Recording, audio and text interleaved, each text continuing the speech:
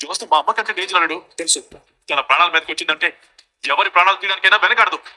తెలుసు మావయ్య. తను సుమిత్ర తన సొంత కూతురు కాదు కాబట్టి మ్యాచ్ అయ్యే అన్ని ఛాన్సెస్ తనవి కాదని తనకు తెలుసు. తను బయట పడకుండా ఉండటానికి ఒకే దారి వదిని లేకుండా చేయడం.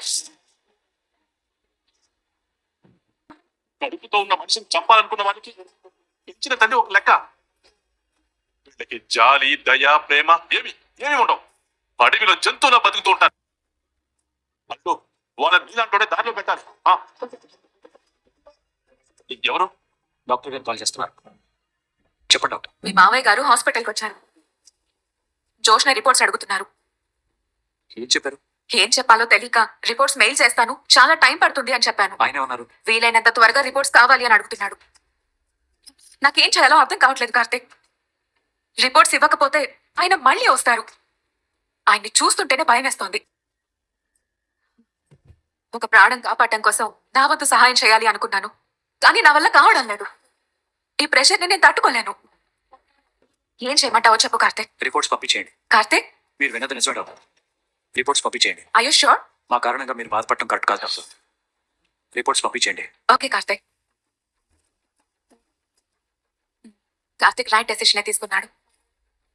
మంచి నిర్ణయం తీసుకున్న వాళ్ళు ఇంక నేను చెప్పాల్సిన అవసరం లేదు. నిజం ఆధారాలతో సహా తెలుస్తుంది.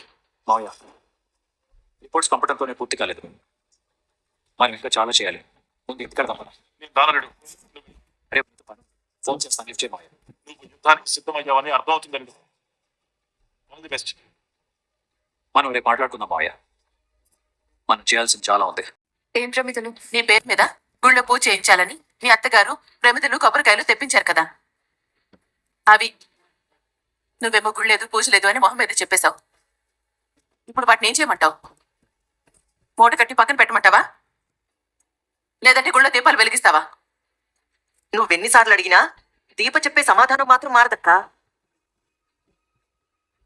ఎదుటి వాళ్ళకి ఇష్టం లేని పనులు మనం బలవంతంగా చేయించలేమక్క. నువ్వంటే నాకేమైనా పగ అత్తయ్యా? చూసావా అక్క, దీప నాతో ఎలా గొడవ పడుతుందో. దీన్ని గొడవ అంటారా అత్తయ్యా? నువ్వు ఆగవే. మాటకి మాట తెగించడం అంటే మంటల్లో పెట్రోల్ పోయడం లాంటిదే. ఇంకా అది చల్లారదు. చెల్లెమ్మా, నువ్వు చెప్పు, వాటిని ఏం చేయమంటావు? పూజలు చేసుకునే వాళ్ళు చాలా మంది ఉంటారక్క. ఎవరికైనా ఇచ్చేసి. ఆ కొబ్బరికాయలు అమ్మవారికే కదా కొంది. నువ్వే గుడికెళ్ళి కొట్టేసిరా. అవసరం లేదులేమ్మా. మరేం చేయమంటావురా? ఇంట్లోని కొట్టి కొబ్బరి చట్నీ చేయమంటావా? నువ్వు కొబ్బరి చట్నీ కాకపోతే పల్లీల చట్నీ చేయమ్మా. కానీ దేవుడి కోసం తెప్పించిన సామాన్ మాత్రం అలాగే ఉంచు. ఎందుకు? వాటిని రోజు చూస్తూ బాధపడ్డానికా? కాదు, గుడికి తీసుకెళ్ళటానికి. దీప రానట్టుంది కదరా. అది నిన్న, ఈ రోజు కాదు.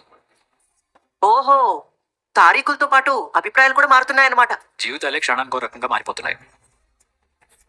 ఈ ఆలోచనలో అభిప్రాయాలు ఎంత? మరి ఈ రోజుకి మారిన అభిప్రాయం ఏంటో? రేపు దీపా నేను గుడికి వెళ్తున్నాం. రే, మీరిద్దరూ వెళ్ళవేంట్రా? మేం కూడా వస్తాం. లేదులేమ్మా, నువ్వు మొక్కుతుంది మా సంతోషం కోసమే కదా, అందుకే మేమే వెళ్తాం. ఈ ఇంట్లో అందరూ స్వతంత్ర అభ్యర్థులు కదా. అవతలి వాళ్ళ అభిప్రాయాలు కూడా తెలుసుకో, లేదంటే నీకు మాట పోతుంది. నా భార్య నా మాట కాదమ్మా, కావాలంటే అడుగు. ఏం దీపా, మీ ఆయన మాట ఇచ్చేశాడు, మరి నువ్వేమంటావు?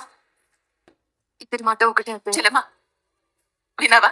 ఇది నా మేనకోళ్ళంటే. సంతోషం అక్క. మొత్తానికి ముత్యాలమ్మవారు శాంతించారు. దీనికి పూరకం వస్తే భద్రకాళి కానీ లేదంటే అన్నపూర్ణే. మేం కోరుకునేది కూడా ఆ ఒక్క రూపాన్నే. ఇప్పుడు నువ్వు ఎంత సంతోషంగా ఉంటే పుట్టబోయే బిడ్డ అంత ఆరోగ్యంగా ఉంటుంది దీపా.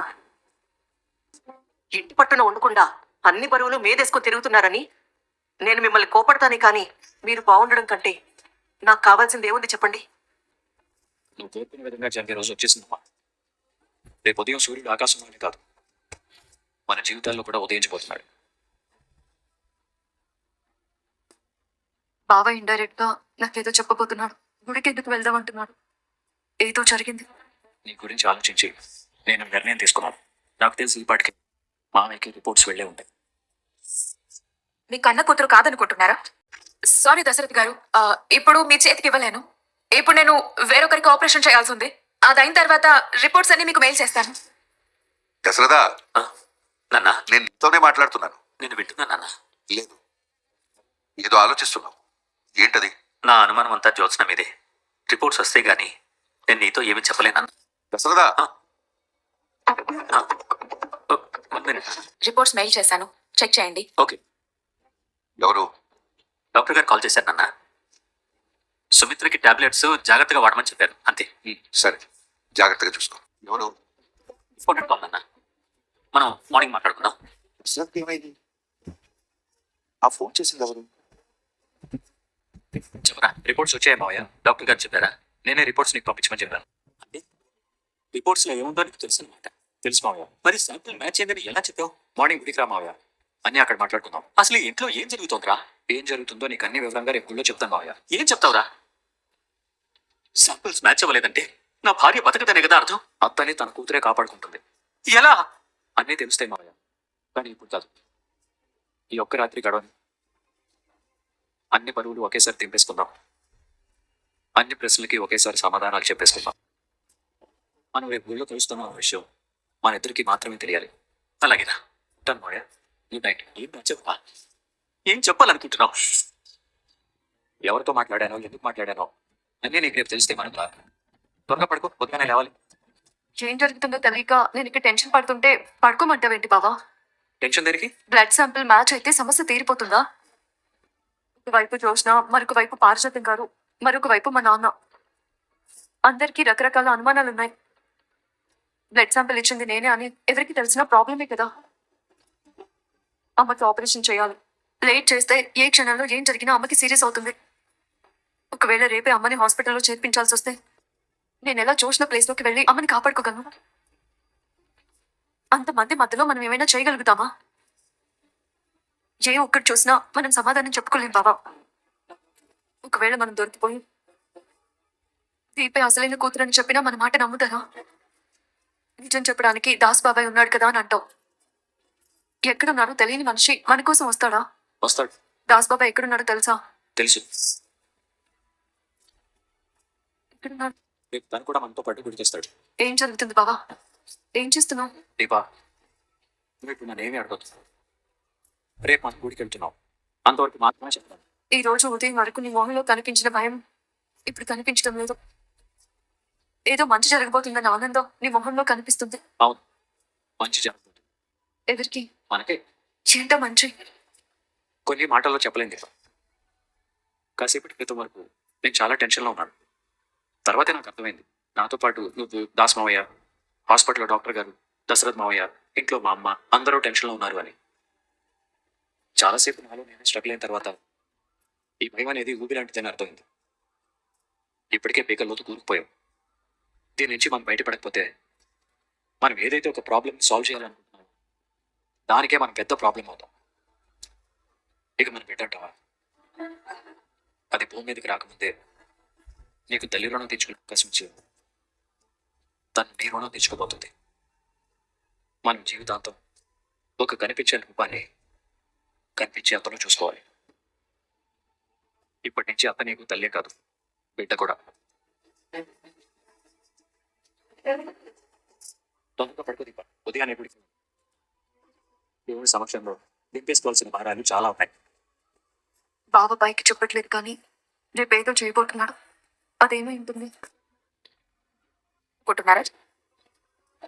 ఇంత రాత్రి గడవని మావయ్య మన జీవితాల్లోకి ఓ కొత్త వెలుగు తీసుకొస్తాం. మనవరాని బ్లడ్ శాంపిల్స్ మీ తోడలి గారికి మ్యాచ్ అవ్వలేదు. చూడు, నువ్వు సరిగ్గా భోజనం చేయట్లేదని, సరిగ్గా నిద్రపోవడం లేదని అత్తయ్య చెప్పింది. నేను ఎంత సంతోషంగా ఉన్నానో తెలుసా?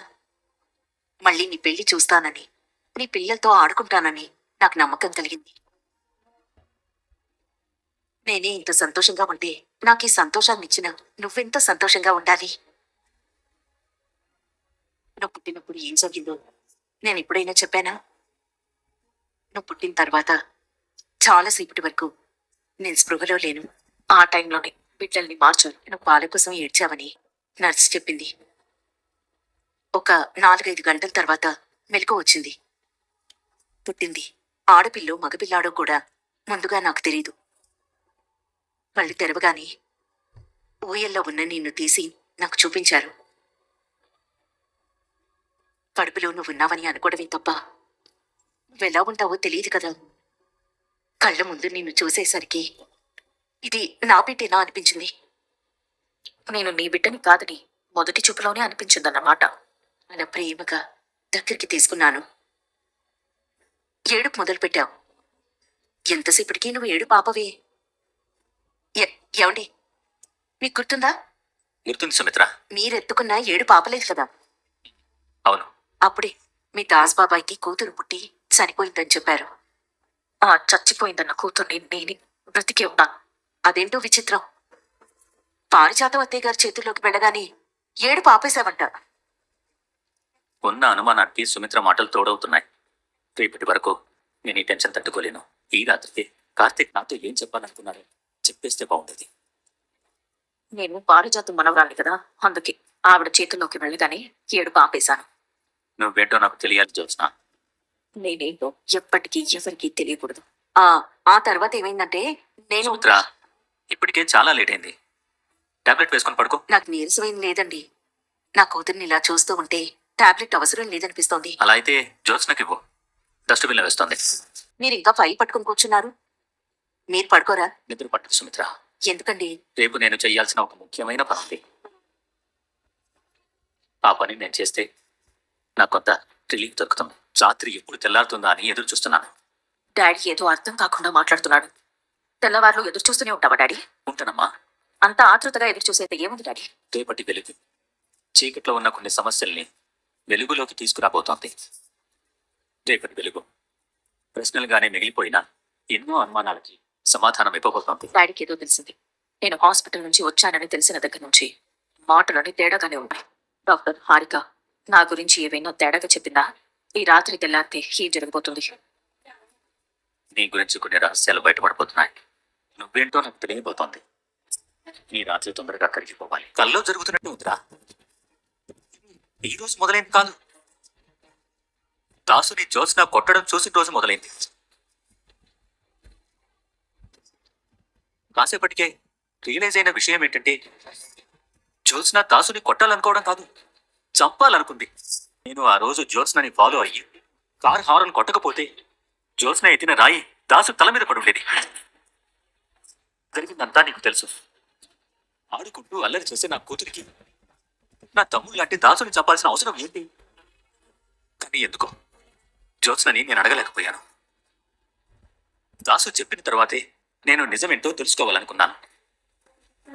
కానీ ఏమైందో తెలీదు. గతం గుర్తొచ్చిన తర్వాత దాసుకు అన్నీ గుర్తున్నాయి. ఒక్క జ్యోత్స్న చంపాలనుకున్న విషయం తప్ప. జ్యోత్స్న నిన్నెందుకు చంపాలనుకుందో చెప్పు దాసు. తర్వాత ఏం జరిగిందో చెప్పరా? ఆ తర్వాత నేను దాసుని ఫోర్స్ చేయలేకపోయాను. శౌర్య మీద దీప మీద అటాక్ జరిగినప్పుడు కూడా దీప ఇంటికి వచ్చి జ్యోత్స్నని కొట్టింది. నా బిడ్డ నీకేం అన్యాయం చేసింది? అంటే దీప అనుమానం కూడా జ్యోత్స్న మీదే. అప్పుడు పైకి నేను చెప్పలేదు, కానీ నాకు కూడా జ్యోత్స్న మీదే అనుమానం వచ్చింది. ఆ తర్వాత ఎప్పటికప్పుడు జ్యోత్స్న ప్రవర్తనని గమనిస్తూనే ఉన్నాను. నేను నా కూతుర్ని అనవసరంగా అనుమానిస్తున్నానే అని ఒక్కసారి కూడా అనిపించలేదు. శాంపుల్స్ మ్యాచ్ అవ్వలేదని అందరూ షాక్లో ఉంటే జ్యోత్స్న మాత్రం ఇది నాకు ముందే తెలుసు అన్నట్టే సైలెంట్గా ఉంది. కానీ శాంపుల్స్ మ్యాచ్ అయ్యాయి అన్నప్పుడు షాక్ అయింది. నాకు జ్యోత్స్న మీద ఉన్న అనుమానాలు తెలిసిపోయాయి. నిజమేంటో నేను తెలుసుకోవాలని డాక్టర్ని కలిశాను. కానీ తప్పు రిపోర్ట్స్ పంపించింది. తర్వాత నువ్వు ఫోన్ చేసి నీ డౌట్స్ అన్ని క్లియర్ చేస్తాను, రేపు గుడికిరా మామయ్య అన్నావు. రాత్రి అంతా నాకు నిద్ర పట్టలేదురా. ఎప్పుడు తెల్లారుతుందోనని ఎదురు చూశాను. అసలు ఏం జరుగుతుందిరా ఇక్కడ? మ్యాచ్ అవ్వని జ్యోత్స్న బ్లడ్ శాంపుల్స్ మ్యాచ్ అయ్యాయని డాక్టర్ గారు ఎందుకు చెప్పారు? ఈ రిపోర్ట్స్ కి నీకు సంబంధం ఏంటి? డాక్టర్ గారు తరపున నువ్వెందుకు మాట్లాడుతున్నావు? అసలు రిపోర్ట్స్ చూస్తే జ్యోత్స్నకు మాకు సంబంధం లేనట్టే ఉంది. అది నిజమైతే అత్తని నీ కూతురు కాపాడుతుంది అని నువ్వు ఏ ధైర్యంతో చెప్పావురా? ఏ ఆధారంతో చెప్పావు? జ్యోత్స్న గురించి ఆ రిపోర్ట్స్ గురించి నీకు ముందే తెలుసుంటే నా దగ్గర దాచి అబద్ధాలు చెప్పాల్సిన అవసరం నీకేంటి? అసలు ఇదంతా నీకు తెలియకుండానే జరుగుతుందని ఇప్పటి వరకు అనుకున్నాను. ఇదంతా నీకు తెలిసే జరుగుతుందని నాకు ఇప్పుడు అర్థమైంది. చెప్పరా ఏం చెయ్యాలనుకుంటున్నావు? రేపు దశరథ గారికి నిజం తెలియబోతుంది అనేది అర్థమవుతుంది కదండి. ఇప్పటికైనా లైక్ చెప్తే లైక్ చేయండి, నచ్చితే ఛానల్ని సబ్స్క్రైబ్ చేసి చూడండి ఫ్రెండ్స్. Thank you.